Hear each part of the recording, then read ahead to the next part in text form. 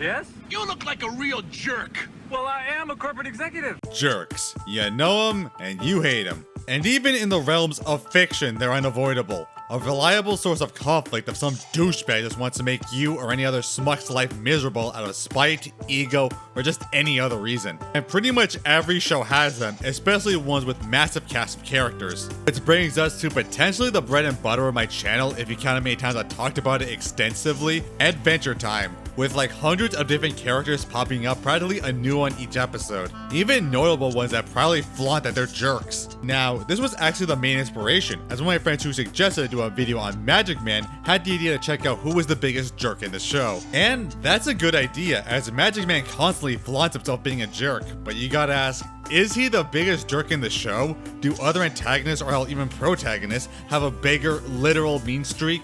Who in this cast can truly be considered the biggest douchebag of the show? I want to take a look, so I'm going to do an overview to find out who is Adventure Time's biggest jerk. Now, the thing to note is that I have to make a distinction between a jerk and a pure villain. Cause yeah, you can't exactly count pure villainy as being a jerk, and all villains can be considered jerks if they're actively hurting and harming people. Like, would you call the Lich a jerk? No, he's evil. Being a jerk is a more low-key aspect, so it's going to be difficult to truly separate the two. So, for all intents and purposes, I'm going to make the distinctions that if a villain has an actual plan or scheme, they're not a jerk, they're a villain. True, a lot of villains are jerks, but I'm separating them by scale and schemes. So to count as a jerk, they can't have like an active plan or scheme they execute for their own gain. They have to do their actions for no other reason than pure spite, ego, or just complete disregard for morality. So the Lich is not a jerk, he's a villain, since he has an actual villainous goal of exterminating all life and does his actions to accomplish that, and not just for the lols. Same thing with a villain like Orgalord. They did all they did to gain the ultimate power by absorbing a catalyst comet, so they had a plan they were trying to enact the whole time, so they don't count as a true jerk either. Even if admittedly their crimes against the universe should count technically, but that's entirely in the background, so I can't count it. So that separates a lot of the show's main villains, and even reoccurring villains like Meow. First time they tried to assassinate Wildberry Princess to graduate from the Assassin's Guild, and later reappeared to get revenge on Jake for foiling them. So they had motivations for their malice, and weren't doing it because they felt like it, so they don't count. So again, a jerk here cannot do what they're doing for an ultimate goal, because that's not being a true jerk anymore. Got it? So don't comment that, okay? So with that distinction out of the way, let's go over the Adventure Time cast of characters to ring out who in this group can be running for the biggest jerk. Let's go through the ones people might remember as jerks and go through why they're not good enough to truly compete for the main title. First off, Ash the Warlock. Practically a one-off character, but has a few extra appearances. We're starting out with some prime jerk material. In his main appearance, he disguises himself as Marceline's spirit guardian or something, so that Finn and Jake can retrieve a core memory to get her out of a coma. But it turns out he was Marceline's former boyfriend when he stole her childhood toy Hambo, which has immense emotional meaning to her, and sold it for a new one for himself. Granted, it got completely invalidated later on, but that's a later episode. Because of this obvious breach of humanity and decency, she immediately broke up, but Ash actually tricked Finn and Jake to gain the memory of her breakup and destroying it, as he put her in the coma in the first place, and this was all to trick Marceline into thinking they were still together. God damn, what an asshole. He also calls Finn and Jake stupid for helping him, and takes her away to his house where Finn and Jake try to get Marcy to remember what happened. But Marcy says Ash doesn't like it when she hangs out with mere mortals. Jesus Christ, you're a gaslighting, gatekeeping girl boss? This guy gaslights and gatekeeps his girlfriend. Also actually doing the sandwich thing. I want a turkey sandwich. Turkey sandwich. Now, that does put Ash pretty high up on the jerk list, but he's helped out by basically being a one-off. He does appear in a later episode where Ice King turns back to Simon, just being pissed that he's sitting in his busking spot and calls him ugly. So he really hasn't become a better person. He's a real jerk, so I dumped him hard. Wish I'd been there to punch his face. So yeah, Ash's douchebaggery was immense, but largely limited to one episode and to his own girlfriend. What he did was inexcusable, and while he is high above the one-offs, compared to the reoccurring characters, he's not enough to compete for the title. Though it makes me think, is Marceline a candidate for this? Now, it mostly comes in the first season, where it's worth to remember that throughout she was basically an antagonist, first kicking Finn and Jake out of their house and attacking them in their bat form, and later getting Finn to be her evil henchman. But quickly after, from that point forward, Marcy was a pretty standout ally for the two for the rest of the show, and one of the show's best characters. And Henchman does show that Marceline was basically doing all of it just to prank them, playing up herself as an evil monster just to see them react. It's actually kind of funny looking back how much she was just with them. Blood is mine! Bite him a little? Maybe turn him into a zombie? Technically, kicking them out of their house might have been genuine, but they do show it was her house first. Does that mean that Finn and Jake just found a fully furnished treehouse and decided to live there with no questions? They're in the wrong. But yeah, Marceline really just meant no harm in most of her pranks and is a great friend to the cast after, so don't think she qualifies. Though speaking of supporting characters, should Princess Bubblegum count as a jerk? Of course not. She's not a jerk. She's absolutely evil. Like, I know people are sick of this convo, but no, after the cooler, you cannot come back from that. Oh, but she had a character arc, she turned off her cameras. My brother in Christ, she tried to destroy a nation. Now, I've gone to very large length to express my distaste for PB as a character and the huge problem this show has for never addressing it and pretending she never did anything wrong. It's practically an obligation that every Adventure Time video I make has a dig at her because someone has to acknowledge it. But I feel in this case, it's unfair for the overall video. So for all intents and purposes, I'm not putting her on the list. I still will call her out on some stuff. Breaking and entering and stealing from Finn and Jake for taxes even though they're not in the Candy Kingdom. I've heard your statements. No, she does not own the grasslands. It's a neutral territory that contains other kingdoms in it. She clearly does not rule it. Destroying Tree Trunk's wedding and arresting the entire audience for calling her out on it. Getting her friends arrested, being unable to swallow her pride for a second, and is never called out on it. Spying on multiple kingdoms, not even her own, and not thinking it was a bad thing. I'm PB. I spy on everybody. No big deal. And even after apparently learning her lesson, still does it anyway, so absolutely no character growth here, and just refusing to treat Flame Princess as a living being, just as a threat or something to exploit and ruin her life. She's imprisoned. I won't be able to complete my tests and I'll have wasted my precious time. And that's not even getting to the war crimes or the genocide. But it's okay, she's cute. She got better despite nothing on screen actually showing it. As much as I want to put her as the focus, to be fair, I won't. But I'm still miffed. But we might as well go to the one person who somehow treated Flame Princess worse, Flame King. Probably the only actual evil fire person outside of Don John. He pulled a Hamlet and killed his brother to get the throne, but that's not really acknowledged much in the actual show. However, his treatment of Flame Princess is the more obvious jerk move, hearing his daughter was going to be more powerful than him, acknowledged by her being the next elemental of fire, and pulled an Oedipus. A lot of literature allusion with this guy, by getting a servant to send him to the woods, who gives him to a civilian. But PB finds them causing a forest fire and demands he deal with her or she will. And he responds by putting her in a lantern for 14 years, which did have the effect of fundamentally destroying her psyche, making her a mindless evil force of nature. Oh wait, that was PB's call. Why do you think I had her father keep her locked up? Though at least he did respect her enough to only let someone truly evil he respected win her as a bride, so that's nice. Though his fears came true when she inevitably deposed and usurped him, making the Fire Kingdom a better place, and made a deal with Don John the Flame Lord to retake his throne if he agrees to marry his daughter. Again, douchebag move. At least after the relationship got somewhat better. It's not great, but still better. More a crappy parent than a true jerk to everyone, but still bad dad. One king to another king, or so called, the King of Vu. I find it weird this guy, despite his reputation, really doesn't do that much bad. First appearing officiating Tree Trunk's wedding as PB tends to expose him, but it turns out he actually had the authority to pull it off, even if his vows are weird. He was completely wrongly incarcerated. He also took over the Candy Kingdom with an election.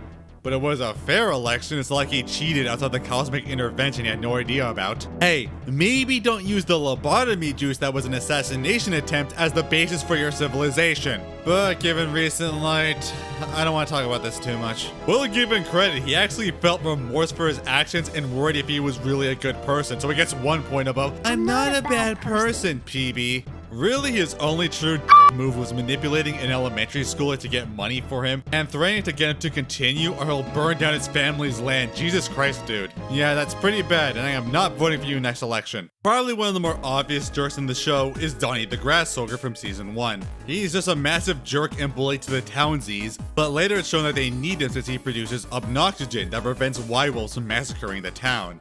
and even if Donnie tried to turn over a new leaf, they forced him to go back to being a bully for the greater good. What was the lesson here? Yeah, Donnie's a jerk, but in a way he needs to, and did try to become a good guy, and that his pranks are limited to the townsies, he can't really get too high. But to another more notable season 1 antagonist, Tiffany. This guy 100% just felt like a joke, but it's a better time, so they came back with much more lore. Their first appearance was from Jake to make Finn and Lady jealous, as he's hell-bent on being Jake's best friend. Then later it's explained that he and Jake worked together as criminals long ago, even if he did throw Jake under the bus for their newest scheme. Jake, I love you! I love you! Shut it, Tiffany! They're appearing in Dentist, having to work with Finn to get their teeth fixed by army ants, explaining that he wants Jake to fulfill his destiny and turn to the biggest crime boss in the world, and hates Finn, but does eventually gain some respect even if he doesn't save him. Then saving them from Dr. Gross, who tried to kill them, and helping out in Together again. So he has some jerk moments, but he actually got better as the show went along. Oh yeah, there's also Jerkish, the Goblin King. Dance, magic dance. No, not that Goblin King. Jerkish was the cruel tyrant of the Goblin Kingdom, obsessed with spanking the crap out of his subjects, because I guess he's one kinky mother. But his reign was cut short after being deposed by Finn and Jake, as they're forced to fill the power vacuum just to find how badly he traumatized his people. But later on we find he turned over a new leaf after thinking he lost his eyes to help out his new bird friends. Redemption. Until the two point out where his eyes are as he tries to again take over the goblins for losing his bird friends. Womp womp. Jerkish is a jerk, but his reign was pretty short-lived. Oh yeah, there's also the Door Lord. I don't even get this guy. First off, looks like if Keeper ate the weird mushroom in Mario Maker. And for a random reason, he steals people's stuff and hides himself in a magical door. Why he does this, I have absolutely no idea. Literally, you could do this exact plot with Magic Man and it would make much more sense. Speaking of weird things, I should mention this weird mud snake guy, or as is known as the Aquandrius. He seemingly made a deadly maze and offers wishes to anyone who can get to the center. And it looks like his main motive is to lure adventurers with the promises of wishes and hoping they die while trying. Even incredibly upset when our heroes trick him into all getting out there alive. Damn, this guy is a douchebag wishmaster. Makes you happy Prismus is a cool guy. That guy also made the psychic war elephant who became best friends with Maja. Maja apparently ends up in literal Adventure Time hell after this series, and I think it's unfair. She booby traps her house so people don't break in and steal her stuff, is perfectly reasonable with her trades, and abuses her cabin familiar. Okay, that's pretty bad. But really, all she does is try to destroy Princess Bubblegum across all realities. I don't think that's a bad thing, but definitely save some Fire Kingdom casualties. If wanting PB dead is enough to warrant going to hell, then Satan save me the time and drag me off now. How about Big Destiny? This guy is the worst, leading a game that basically strong-arms a settlement into taking their money and running the town, and steals the crown Farmold Finn was going to use to pay off his family after the game harasses them, and even steals his donkey to eat it. Jesus Christ. And then even tries to kill Finn in a sword fight and straight up tries to burn his family alive. Oh my god, this guy is despicable. At least Finn eventually got back at him. We see that later in Fiona and Cake that after Farmold Finn was cured of the crown, that Big Destiny took the credit for defeating the snowman, so he basically turned the settlement into a raider state. Big D is right. Honestly, Big Destiny is pretty underrated in terms of Adventure Time villains with his sheer ruthlessness and how he basically continually wins. And I consider him high in the jerk tier, but he does suffer from having so few appearances and technically being from an alternative canon. What about Hudson Abadir, or Marceline's dad? This one's tricky because of how he was developed.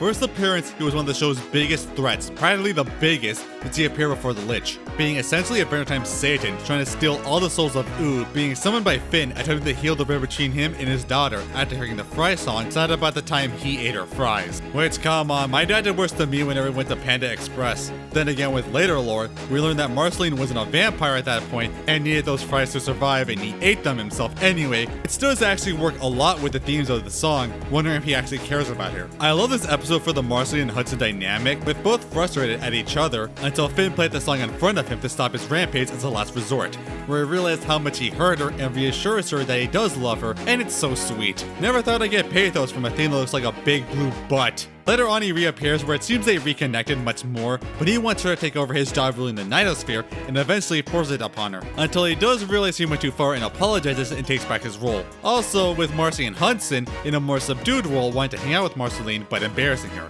Really, Hudson comes across more like he just doesn't understand human emotions and feelings and does want what's best for his daughter. Makes him really sympathetic, like it's paralleling how actual dads struggle to relate to their daughters once they become teenagers, which happened before. Now to think about it, there's a lot of themes of fatherhood in this show, that's weird. I mean, for a Satan allegory, even if he is somewhat of a jerk, he's surprisingly more empathetic than you think. Flint. This is not a character. This is a half-assed attempt to justify PB's action in the cooler with his only role to destroy the Candy Kingdom because it will be cool. Reminder, the show wanted us to take this plot seriously. He is never seen or mentioned again after this episode, so yeah, he's not a character. He can f*** off. I'm moving on. Lastly, Scarab, Fiona and Cake's main antagonist. Scarab's a weird case because he's actually trying to follow the rules and strictly enact order. He makes sure cosmic entities fulfill their duties and punishes them if they don't. And hearing Prismo made an unauthorized universe made him go after him. Now technically he's not doing anything wrong, but the show made it clear he has absolutely no mercy for the smallest of offenses, and his other co-workers detest him for his attitude and tactics. He is undeniably a jerk, but he is a jerk that technically doesn't do anything wrong. Still, personally, a major douchebag. So yeah, I wanted to go through a chunk of the show's characters to dive into the lesser jerks of the show, at least those who qualify by the rules I gave. Mostly just to go through the whole show in case people ask, wait, what about this character? I cut a few out for time. Now, there were a fair share of genuine jerks that did some absolute atrocities, but most of them suffered in comparison to a lack of screen time and focus with many one-offs. And it makes it hard to judge them as the biggest jerks in the show compared to so many characters people remember that have a lot of screen time dedicated to them. Like when someone thinks, who's the biggest jerk of the show, no one's gonna think that poo snake from the hot dog episode. So to me, I'm gonna finalize the competitors to 5 characters by the feats and screen time to actually compete for the title of biggest jerk in the show. That being, the Ice King, Martin Mertens, Lemongrab, Magic Man, and Lumpy Space Princess. Now these characters have a lot of screen time and focus on their characters and are the most notable jerks of the show.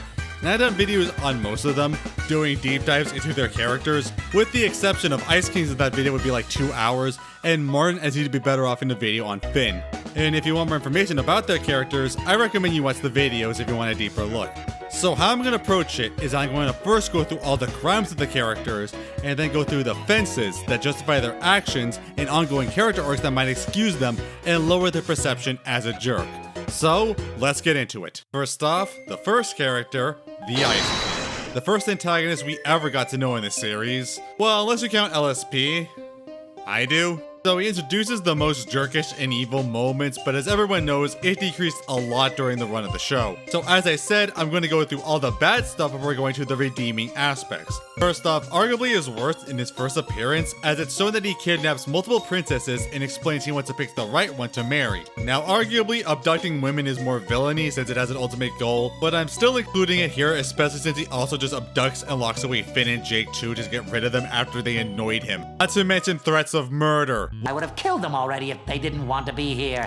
Right, ladies? What is life has him randomly try to kill Neptune just because he's there, and then try to do so again when Neptune refused to be his heir. I don't know if I should count the custody battle with Neptune. Honestly, both of you are jerks to your son. When Wedding Ball's Thaw has Ice King claim to get married, no strings attached, but basically strong-armed the two to fulfill it for him, throwing him a bachelor's party, and really make him try to commit to his marriage when he gets cold feet. Only to then find out he basically forced his fiancée to marry him. That's not only bad, but also the fact that he basically forced Finn and Jake to fulfill his wishes for what inevitably was revealed to be a sham. Hilariously, even Jake calls him out on it and why he bothered.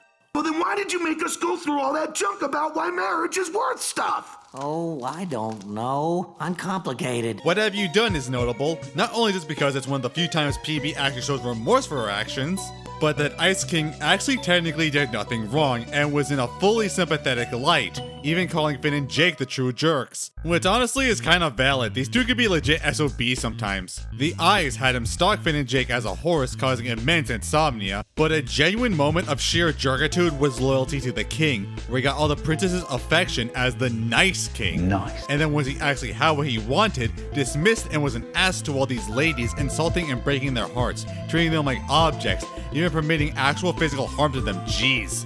He also randomly wanted to use them to take over the world? What? Chamber of the Frozen Blades had him mostly in the right, pissed off that Finn and Jake broke his stuff while he was at the hospital, until it's revealed that he abducted Dr. Princess, who's not even a real princess. Mortal Folly had him kidnap PB, which actually is a rarity in the show weirdly, completely taking attention away from the world-ending threat, and accidentally dropped her in the pea soup, which I'm not gonna count since he didn't mean to. And it makes me happy. Next episode, he does make PB's near death all about him, which, yeah, massive move even if he is put in his place. Hitman has him hire a hitman, granted he doesn't actually know what a hitman is and didn't want an assassin. Granted, he was still trying to hire a guy to assault the two after they punished him for trying to abduct the underrated breakfast princess. Still has another one where he paralyzes Finn and Jake and tries to force them to be friends. Weirdo early Ice King probably would have taken this to kill them, but it's much more subdued from here on out. Wizard Battle had him openly cheat to win the kiss. Granted, that entire tournament was a circus act anyway.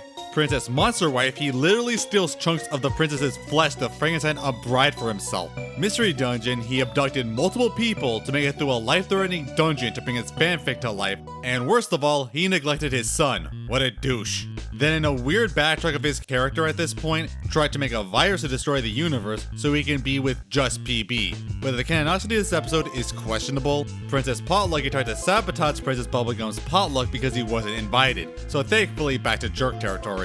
He technically kickstarted Frost and Fire by just dissing Flame Princess and Finn for really no reason, but everything after was not his fault. In Friends Forever, he kidnapped life-giving maggots to make all his furniture alive so he can have company, only to turn and kill them all when they turn on him, even though they were jerks too. The lamp berates him on it. Selfishly create life, then destroy it. There is no crueler fate. But you see, when PB kills hundreds of her own creations in a genocide with no remorse, then that's okay, no qualms there. But that's really about it. Ice King pretty much stops the jerkitude by season 6, excluding times he's been coerced to do things wrong like by the Empress or Patience. But of course, trying not to defend Ice King, and obviously Ice King has some of the biggest defenses in this entire video. Even from season 1, we see that Ice King's actions are largely done by his inherent loneliness, desperate for company, hence why he's so desperate to have a wife he can love and yet love back. Even his intro showed he just wanted to be a part of something and join a party. He genuinely wanted Neptune as a son and fantasized just spending quality time with someone. Even more shown at the end of What Have You Done, where he's just overjoyed at the thought of actually having Finn and Jake as friends, and it's hard not to feel sorry for him. Finn tricked him to wailing in pain when he thought he killed him as his only friend. The show made it clear to show Ice King as someone who's pathetic and pitiable to the point where you can't help but empathize with them despite their actions. Even in the next season, In the Eyes, Ice King only stalked the two to find out why they're so happy when he's so miserable and why he's shaped to become the nice king. Ice King was only a true villain arguably in season 1 and mostly in his first appearance, actually going to murder if he didn't get what he wants. Season 3 was when he became a lot more nuanced and fleshed out. Hitman showed even when he had the chance to basically kill his nemesis, he went out of his way to save them, only wanting them to physically hit them as revenge, and also in still trying to befriend the two then get rid of them. In a weird way, he saw Finn and Jake as his friends, or at least what he wants as his friends, which then led to the episode which I said probably changed the entire show, Holly Jolly Secrets, where he learned his tragic backstory as a pre-war man with a loving fiance who grew insane after wearing the cursed crown that eventually created what he is now. Suddenly, so much of his character was explained, his erratic and unstable nature, and his constant need to find love after he lost them. He became the most tragic figure in the show at that point,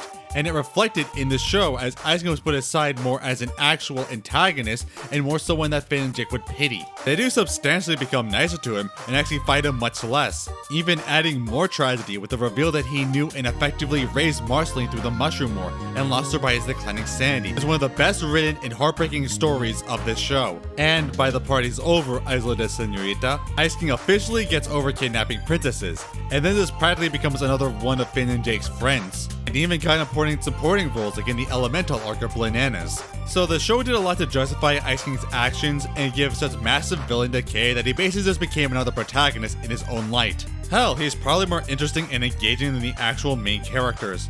So to many, it nullifies many of his jerk actions, especially when it's all framed under the guise of corruption by insanity that many people sympathize with. So it's hard to really say if they are the biggest jerk in the show. But to someone people would definitely define as a more straightforward jerk, Finn's absentee dad, Martin Mertens. Now, he's well known for being one of the more overt and actual realistic jerks in the show. Finn was told by Billy's spirit that his dad was in the Citadel, which prison will explain is a cosmic prison for the worst of the worst criminals. Finn believes his dad is the warden, and hitches a ride after the Lich killed Prismo. He finds his dad is one of the prisoners. Now, the show established Martin committed some cosmic crime, but it's never actually explained, so I can't just list it as a crime, just that he did it. Martin shows no care that Finn is his son, and only feigns interest in him when he needs to heal his leg.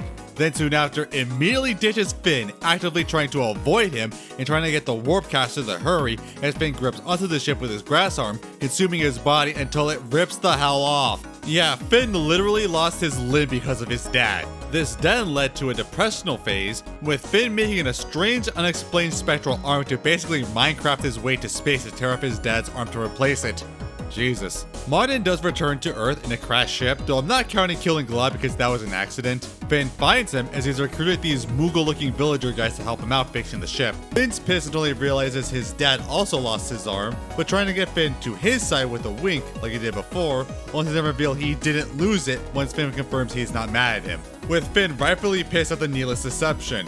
He's also deceiving the villagers to do his work for him in exchange for measly bits of affection, which parallels his treatment to Finn. Though Finn is pissed at him, he tries to excuse himself by making a big festival for them all at the end, eating all the corn they want. But Finn finally talks to his dad about where he came from, as he struggles to remember recounting sailing with him as a baby in a rough sea that we later see is comprised of half truths and half lies, which will be talked more in the defense section. But the next morning, he again tries to ditch him, as Finn's concerned about his ship exploding and the villagers getting too fast to do anything, with Martin really not caring. He does tell Finn how to stop it from exploding, but also offers to take him into space with him. Now, it's hard to tell if this is actually genuine, but it's doubtful since he tried to ditch him while he was asleep before, and that he clearly set this up so Finn would be too preoccupied to stop the explosion so he can leave. And with another devious wink, Finn himself rockets him out, glad to get rid of him, as he is barely able to stop the explosion. Near the end of the season, we see what happened to Martin in space in an alien chain gang. Also, I thought LSP was there, but that's too much wishful thinking. Making a pretty smart escape, he leaves with this Ewok-looking alien who has his rebel buddies help him out and take him to their lair, and their moth that gives them food. But Martin sees the back of distance they live in and offers to take the moth to free them from their oppressors, gaining the little one's trust. Only to then immediately sell the moth and go drinking himself. What an asshole. Luckily, he gets caught making a getaway. But hilariously enough, they were after the koala guy he befriended as the real rebel leader, but he also leaves him for dead. What an asshole. At least he did manage to get away and bring the promised food for his people. And he gets away with the moth and the king's gold to space, learning nothing. So yeah, even beyond Finn, Martin is a treacherous douchebag who will lie and manipulate people for his own gain. His final appearance chronologically is a season 6 finale, where he actually saves Finn from dying in space, stopping Orgolorg, which is his one actual good deed. Though as Finn declines the offer of the comet's essence to transcend to a new reality, Martin does, ultimately ditching his responsibility, and Finn again, and leaves the dimension forever. Really, that's a consistent thing of getting rid of abusive fathers in this show. Though I want to talk a bit about the BMO movie where Fiona and Cake's storyboards prove he was Mr. M. First off, he gambles against an actual kid to steal her expensive boots to leave her barefoot. Move, dude. But more importantly, he betrays BMO and left them to die in the jungle pod, and had a plan with Hugo to steal the power and resources from the Drift and make a break for it. So basically, he screwed over an entire space community as well.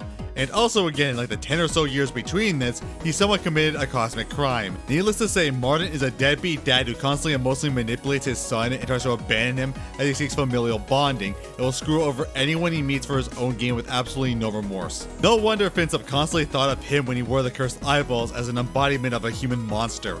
But that isn't all he is. Now, in Martin's defense, it is hard to tell how much he is genuine, but it is likely a part of his manipulation. However, there is more evidence to outside forces later. The Visitor was later revealed to be made of partial truths, of Martin telling how his son was born on a boat in a storm, as Martin had to fight off multiple threats, including a tiger, on a dangerous mission. He also said he doesn't like to remember how Finn's mom was, and never mentioned her by name. This does imply that either Martin truly forgot the actual incident by time, or trauma, or that he actually has memory loss. This moment, he surprises himself by remembering that he always wanted to come back for Finn. Planned to come back for you, but I didn't.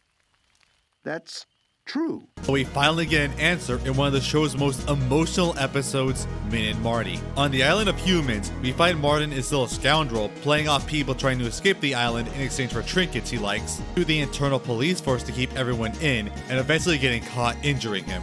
but he charms the doctor Minerva, who stops him from going to re-education, which is implied to be painful. He's got a rare condition called garbage body. And they start a relationship as Martin actually gives up on his criminal ways for her, becoming a better person, actually being charitable and getting an actual job. And oh my god, it's so adorable! Even ending with them getting married and starting a family, making baby Finn.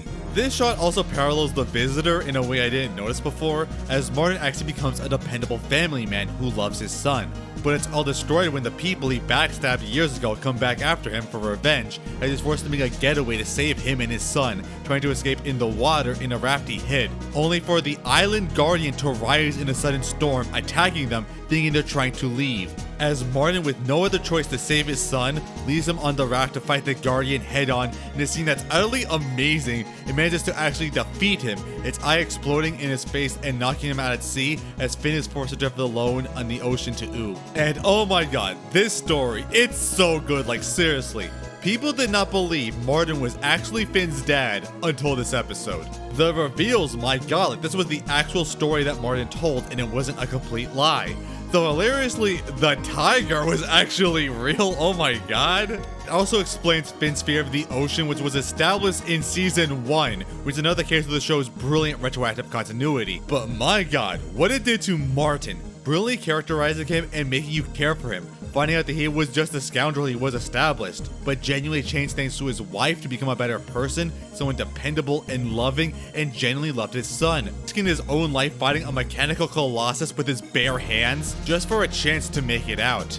This relationship becomes so much more emotionally investing and tragic because if life was just a little kinder, everything would have been avoided. Now, promo art for the episode does show that after being knocked into the sea, Martin was saved by Tree Trunk's pirate crew, visibly injured in his head, with many saying that he became psychotic and forgetful after receiving brain damage from the incident. Now, while it is possible, I do think blaming the whole thing on it is pretty disingenuous to his character. Martin had everything in his life taken. His home, his wife, and his son, with no way to get them back. And with nothing to live for, he had to rely on what he always did. His conman ways, fighting for himself and manipulating people to get by. He doesn't want to think about his past because it's what he lost. Even he says so himself. You burn enough bridges, the only direction to move is forward. But the worst part about it is that Minnie and Finn will never know the truth. They will never know that Martin genuinely tried to save his son. From their perspective, he ran off with them, revealing he never truly did change and was always a con man. And that's one of the biggest tragedies of the show. While Martin has done truly unacceptable acts of selfishness, sabotage, and manipulation, especially to his own son, this episode does prove that he really did at one point change, and only got pushed to it by fate to become an even worse monster. And despite what he did, you couldn't help but wish that somehow it all got avoided. He may be a massive jerk, but it hurts how he got to be that way. Next, moving on to Lemongrab, the embodiment of a sourpuss, who's very difficult to discern, but I'll do my best. He was honestly just created to undo the season 2 finale. He comes in when PB got D8 to deem the entire kingdom unacceptable, and says since PB is too young to rule, by right he took over. As PB explained, he was her creation who went rogue, but is technically her heir. Which doesn't make sense later on since every other candy person is revealed to be her creation, which does mean another piece of evidence that lore was never planned. A Lemongrab quickly abuses his power, throwing anyone or anything he doesn't like into the dungeon indefinitely.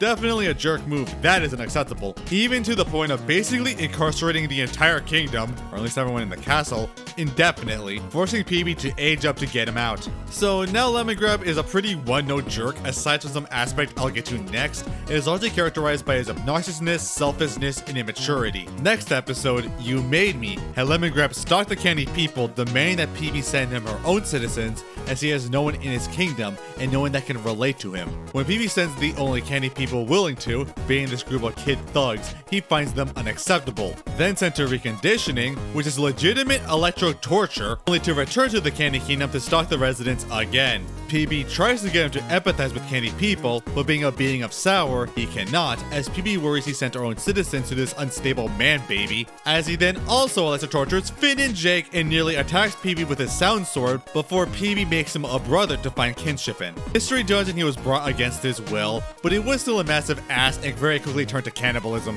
Hope this isn't foreshadowing. All your fault had him basically waste all of his kingdom's food supply, addicted to turning it to life to make a new lemon family with everyone starving, ruins their one gift to make more, and then tries to actively destroy the Candy Kingdom using their biggest creation, Lemon John, and still blames everyone else for no reason. It does reach the pinnacle of villainy with his massive downward spiral after his brother broke his lemon sweet doll, which might have been the only thing he ever cared about, leading to him freaking eating him alive.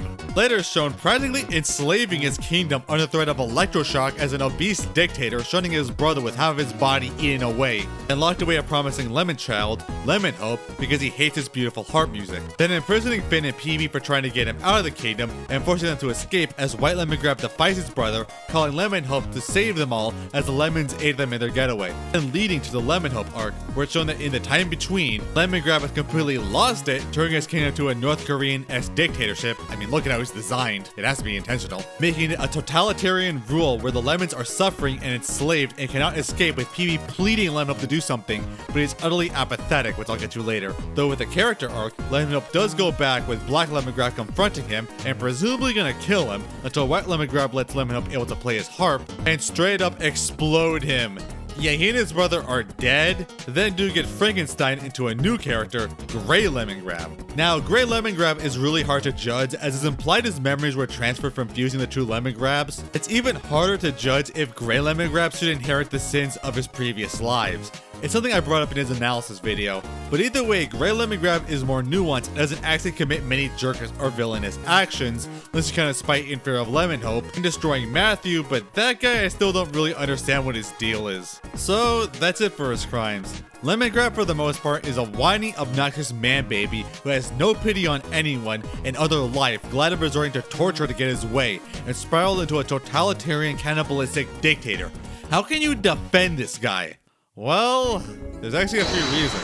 Lemongrab's introduction does show another side of him, being socially inept in many situations, being unable to understand others and many conventions of society, mostly around not being able to understand a prank and forcing himself to go along with it, laughing maniacally once learning it's what you're supposed to do.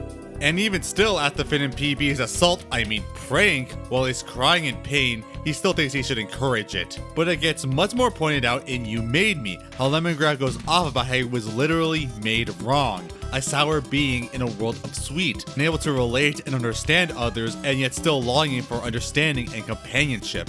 Even when PB tries, he says he can't handle it, and his lemon heart doesn't agree with this mindset. We also see Catcher's mitts in his castle, which later does imply that he longs for a genuine familiar connection to PB, who he considers his mother. Lemongrab also drops this in All Your Fault. Lemon gives by taking and cares by yelling. So really, lemons just have a different, more sour type of feeling and connections, so it's almost unfair to judge them by an emotional standard most cannot actually reach. Even the lemon people we see later have a similar mindset, with Lemon John only able to feel empathy once his heart actually started beating. Feeling of caring unknown to lemons? Even Lemon Hope is the most selfless lemon we've seen, and he admits he only did what he did to stop feeling guilty. Can we judge a being that literally struggles to feel empathy for being a jerk when it fundamentally can't change? And even if Black Lemongrab went on the deep end after losing what he held dear, White Lemongrab actually learned empathy and good after he was treated by his brother and called Lemon Hope to action to overthrow his brother, even allowing victory in the first place. And it seems both the two halves of the Grabs managed to cancel each other out, with Grey Lemongrab being a much calmer and less erratic and jerky version of themselves. He's much calmer, soft-spoken, and rarely, if ever, yells. Now, under their rule, the kingdom is perfectly functional. Maybe not a unique utopia, but everything works perfectly fine with no overt signs of corruption as before. And maybe this is really the best Lemongrab can actually get. He also falls for LSP, which was weirdly foreshadowed earlier, but I guess annoying acknowledges annoying. So yeah, Lemongrab may be a jerk, but all things considered, did he really have a choice in the matter? Born as a sour being that cannot empathize with people, and yet regardless did end up better as a somewhat dependable ruler. But to the one jerk most people think of, the Mage of Madness, the Sorcerer of Sadism, Magic Man. Now, Magic Man is another character that should be one note, but the show really went hard into exploring their character and actually making them change. Magic Man was nothing more than a one-note plot device in the Season 1 episode, Freak City. Figured since his name is literally Magic Man, at first trying to do a classic fairy tale guise, asking Finn for help, saying he's gonna give him a gift. But it's also showing that he is very messed up mentally in his magic, including trying to give the audience freaking seizures. Like really, Porygon died because of this stuff. How are we letting this slide? Magic Man turns Finn into a weird foot abomination as a gift and vamooses, saying he needs to learn a lesson. Though honestly, maybe Jake was the biggest jerk in the episode. He then meets a bunch of similar looking freaks living under a bridge called Freak City. All the people who were cursed by the Magic Man and fear him. But Finn motivates them to work together to form the Super Freak. Super freak! She's super freaky! And confront the Magic Man, who refuses to turn them to normal. Finn thinks the lesson is that he shouldn't have helped him expecting a reward and should have done so regardless. But he says that's not it. Then he says Magic Man's a jerk, which apparently was the thing.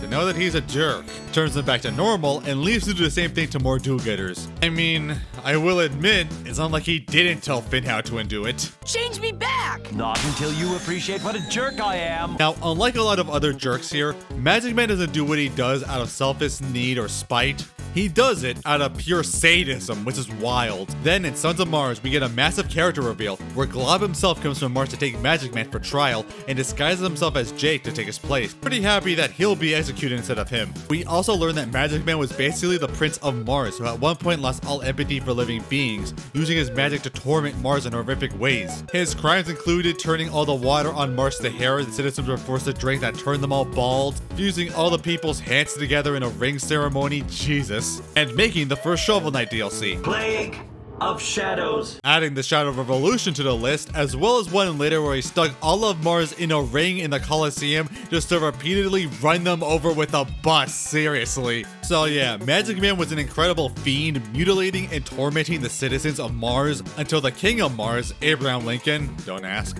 exiled him to Earth and get rid of him, hoping it would teach him to care about living things again. It did not. And doing this eventually ends up with Abraham Lincoln giving his life to bring Jake back from the dead, so I'm pinning his death on him. Though with the incredible lore drop of Magic Man being the Prince of Mars and once a stand-up guy, the show does nothing with it for his next few appearances. It makes me wish that Son of Mars was like a late season 5 episode, because a lot of the development of this episode kinda contradicts later pure jerk parts. These include making tiny toy versions of the cast in secret to Finn, which I guess was in hope that he would mess them up by going all Sims on them. I don't really get it. Then he stole Jake's perfect sandwich in an attempt to eat it himself unless he solves his puzzles. Definitely a jerk. And probably worst of all, injecting Jake with some potion that sinks him inside himself and makes a full-blown civilization of his flesh, complete with sapient beings with their own free will. In a horrific dilemma, Jake has to escape from his own body, but sentences the civilization to die. It's so morbid, Jesus, what is your deal? But more benign, turning them into creatures to educate themselves about the food chain. Granted, it's hard to find the sadism there, but then again, he was forcing them to effectively eat themselves again in an endless cycle, which is messed up in its own right. But it does culminate in You Forgot Your Floaties, where he flat out turns Finn and Jake into an egg in a bowl of soup super easily and practically kills them. As far as we know, he was not willing to turn them back. It also turns out that he was working with Betty to become the new Glob and gain his godlike powers to torment Mars as a new dark god, Jesus Christ. Thankfully he doesn't get to and gets his madness and magic transferred to Betty, where he becomes a normal man, able to actually feel empathy and remorse for his actions. Though I will add, when Normal Man returns to Mars in disarray after losing the King and Glob, they see Magic Man and plead for mercy, as if they really were a dark god tormenting them, so their trauma is super apparent. So that does it for Magic Man's crimes. But Magic Man turned out much more than that, and has practically his own Ice King level arc. Now, in his introduction, there is nothing nuanced to Magic Man. He's a jerk making fun of the fairy godmother archetype, cursing people when they help him. Granted, I will say he really didn't have to turn everyone back. He could have just said, no, this is your life now. So I get some credit there. But Sons of Mars is when Adventure Time worked its magic. Man. Where we get the brilliant insight and development as like the Martian prince, but also that he was once a respected man in the community, and this trial is by far the last resort the Martian people wanted, exiling him to Ooh in hopes that he'd change and care about people again after losing his home, mentioning he was changed after a night with Margles on Olympus Mons. And on Earth, Magic Man disguised as Jake was willing to let real Jake take the fall and was reluctant at best to help out, until he was reminded about Margles and helped Finn find the Martian teleporter. He had really no reason to help Finn here, and yet he did, bringing out a sliver of empathy and kindness out of him. And later we see him genuinely saddened and pensive looking at the photo, longing for Margles and missing her, which is pretty much the first time his attitude changed from happy jerk to showing off a much more depressed and longing side of him. But that largely gets ignored in his next few appearances, which is why I feel Sons of Mars should have happened after those. But You Forgot Your Floaties gives the greatest character dive that explains everything. He also helps Betty and doesn't curse her, even if he does need it for his plans. But then we see exactly what happened. Margles was Magic Man's wife, who got taken by Gold, the Elder's abomination of chaos devouring her and getting rid of her across all reality, only existing in memory. Magic Man desperately tried to get the love of his life back by any means, including magic, but he failed. In order to cope, he made the Mars defense system as an embodiment of his wife made from his dreams and begged her to keep being his wife. But he actually made her out of his nightmares, going haywire and attacking him in a corrupted version until he accidentally threw her off the tallest mountain in Mars. He saw his wife die a second time by his own hands just to get her back. Jesus Christ. He went from Magic Man to Tragic Man. This utterly broke Magic Man, with his immense magic and sadness consuming him in mystical madness, losing any and all empathy to living beings, taking his emotions out on others in some form to control his own life again by tormenting people. It seems the Martian people never truly helped him psychologically and eventually exiled him to Ood to make it someone else's problem. But suddenly, he got his emotions and empathy back once his madness was transferred to Betty, who was also going through a similar torment trying to revive a lost one, giving his sanity back for the first time in centuries. And what he does is try to make up for what he's done, as he's filled with immense remorse for what he did and tried whatever he could with no powers, even willing to give up his own life just to save his brother from another person he tormented. It's actually as if we saw Simon Petrikov come back in real time in this show, which is a parallel I really wish the show addressed more. Even when he thinks he's going to die, he apologizes to Glob for what he did, as Glob admits that he should have actually helped him more through his issues, and it even moves Tiny Manticore. The person who tormented him is gone and actually became a better person, as Glob realizes that Magic Man really has changed for the better, and he decides it's his duty to help restore Mars that he ruined, and knows he'll do a great job. And even though the civilians are terrified of him, he proves he can, and under his leadership, Mars returns to a fully prosperous state. No longer going to revive Margles, but honoring her memory, and furthermore, actively helping Betty with the trauma he once had, trying to teach her to let go and not give in to her madness. It's a beautiful and thematically perfect story arc that I think is pretty underrated, even if I'm not too big on just treating trauma like something that could just be transferred to another person. Making this one-note jerkish character who exists purely to justify conflicts into a similar tragic fall from grace like Ice King or Martin, but finished with a perfect character arc and culmination. So, maybe it was one of the biggest jerks of the show, but his sympathy and growth beyond it is something to be appreciated. And lastly, to LSP. Yeah, I got surprisingly a lot more hate from her video than I expected. Many people say that I didn't get the character or a human, or even combined with my PB video that I must hate women or something. And yeah, I totally hate women so much. That's why I made multiple videos on different Adventure female characters and how they're fantastically written and wish to show it in more with them, including goddamn tree trunks of all characters, and even made this channel with the purpose to defend a movie I love with a female lead that people hated for no reason. I did all of that because I hate women so much. Totally not because these two are the worst written characters in the show, no siree Bob. But okay, maybe they're right. Maybe I didn't see the incredible nuance this character had in my last video. Let me go through all her scenes again. Wow, that shit sucked. Look, I don't like to do this, but if you're actually gonna call me out, at the very least give me actual evidence. Don't give me, you got the character wrong, and give nothing to support it. Give me a scene or an episode and I'll change my mind. I went through every episode and it was some of the most painful stuff I've done on this channel. LSP literally goes through character regression multiple times whenever she grows, to the point where those episodes might as well not even exist. But hey, maybe it's my fault for not finding the nuance the writers forgot to include. I'll do better next time. LSP is honestly just an obnoxious, loud teenage stereotype and never actually grows beyond it through the show. It has a lot of jerkish and insensitive moments, even if it's not to the same level as the previous characters. Trouble in Lumpy Space is the show's second episode that has her accidentally infect Jake with becoming a lumpy person, and is very uninteresting interested in getting Jake the antidote before it becomes permanent, as Finn constantly has to remind her terrified his best friend is going to become one of these idiots forever. Then when they finally do, she for no reason insults the people about to give them the antidote, pissing them off, leaving. Finn calls them out on this bullshit as he somehow thinks she was helping. And then she just throws a massive fit for rightfully being called out and straight up just takes Jake and ditches Finn to die on the island, risking himself falling in an abyss and becoming a lumpy person himself, only curing themselves by sheer luck. As somehow the episode treats Finn in the wrong for calling out LSP for literally ruining everything, and she has to forgive him. I actually hate this episode. I think it's one of the worst. It's so obnoxious and padded, and that ending just pisses me off. I don't know how people tell me that I don't get how funny she is. I don't find obnoxious teenager talk funny. I find it utterly obnoxious, which makes watching your episodes torture because it's nothing but that. It's literally one joke. She may be obnoxious in literally all of her appearances, but I'm only going to count her actual crimes or acts of jerkitude. Major jerkitude happens in The Monster, where she worries her parents after getting mad that they care about her and storms off living on her own. And after a pointless wolf segment, she learns to terrify the villagers into thinking that she's a monster to get their food, to the point where the entire village is literally starving to death. She has to actually be convinced to do the right thing, and any development this episode has is completely ignored, but I'll get to it later. Gotcha has her so convinced she can play Finn like a fiddle, she practically forces herself as the two's adventure secretary, butts in the way of their adventures when they're trying to do serious matters,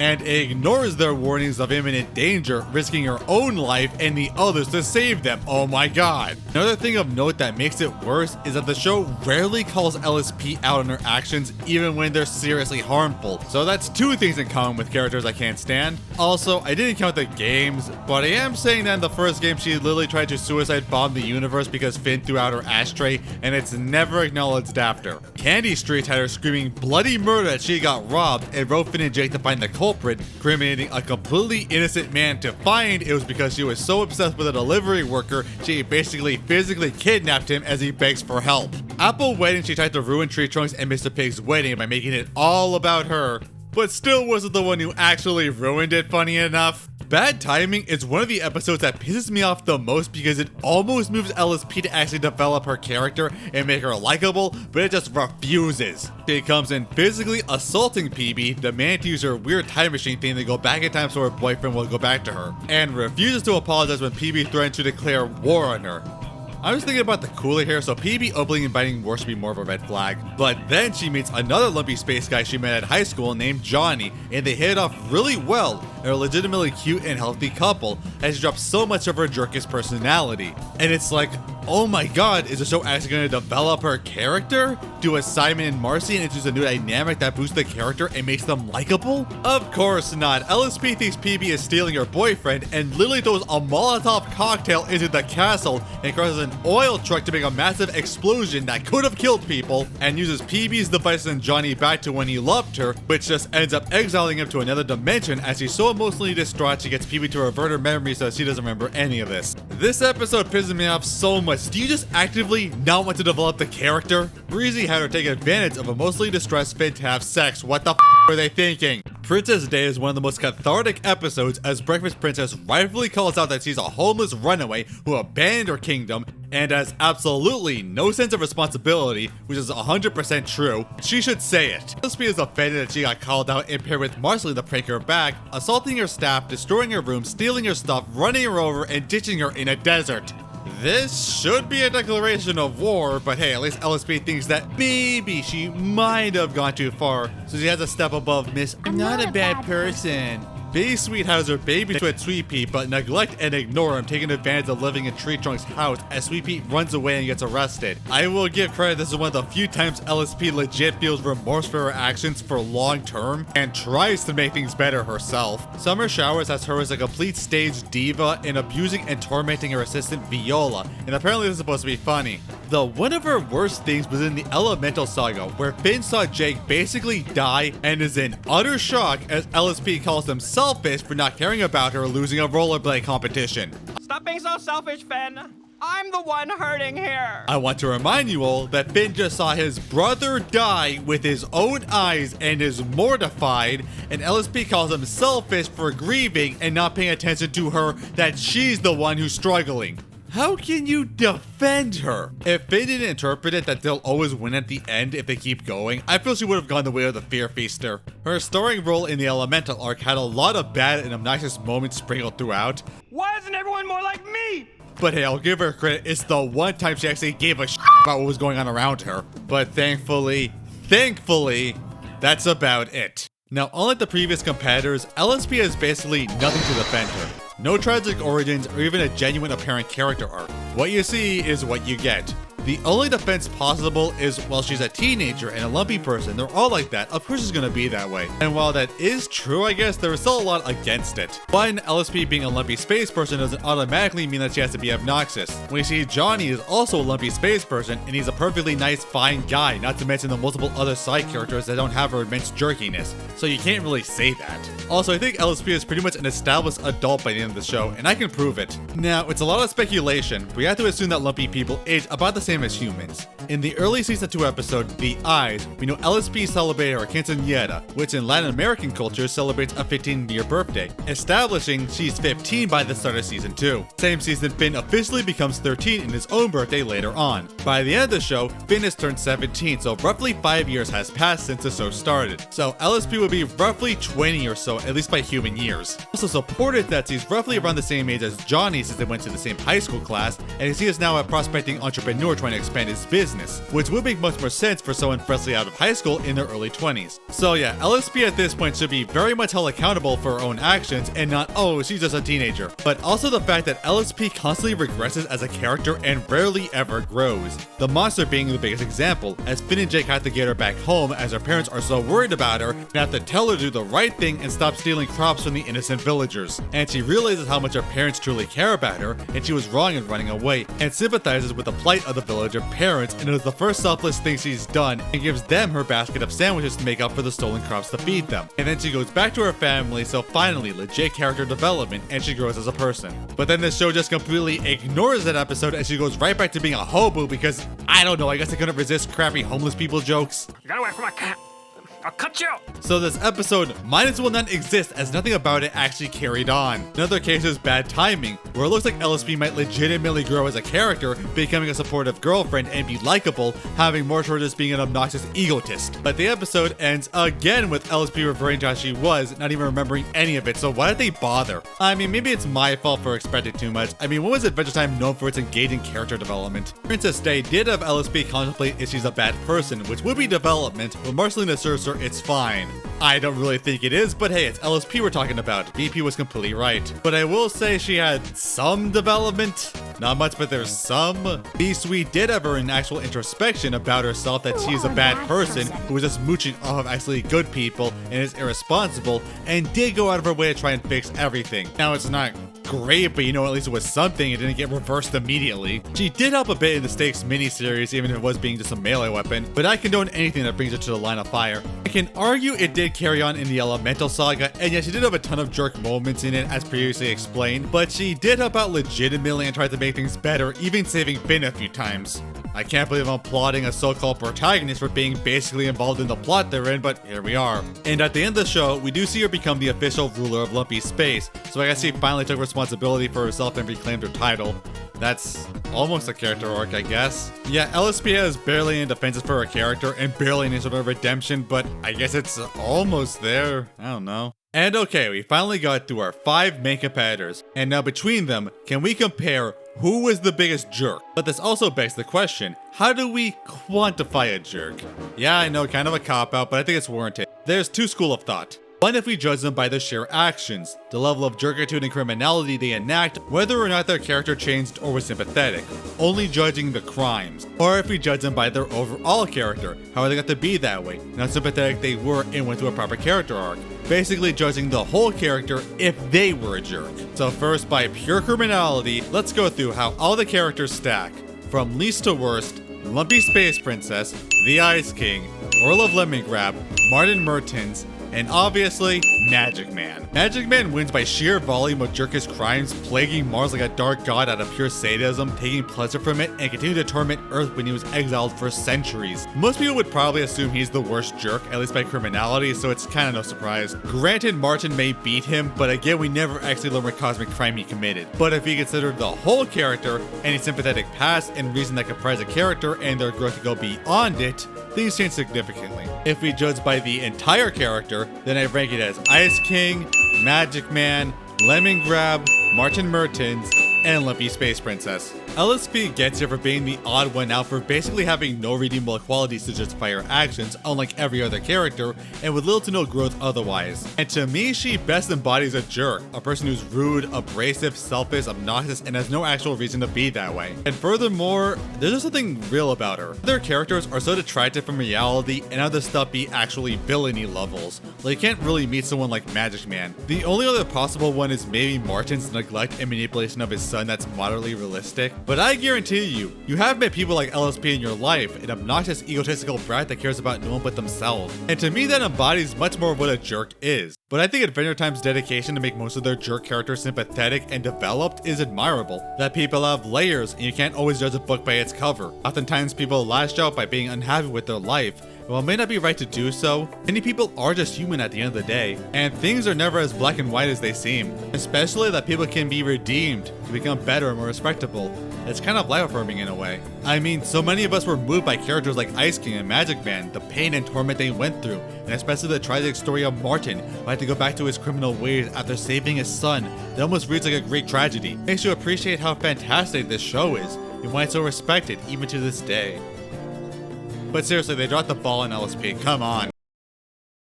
Hey, how's it going? I've actually got something for you. This is the bread that you asked me to get, and you can now go make me a sandwich.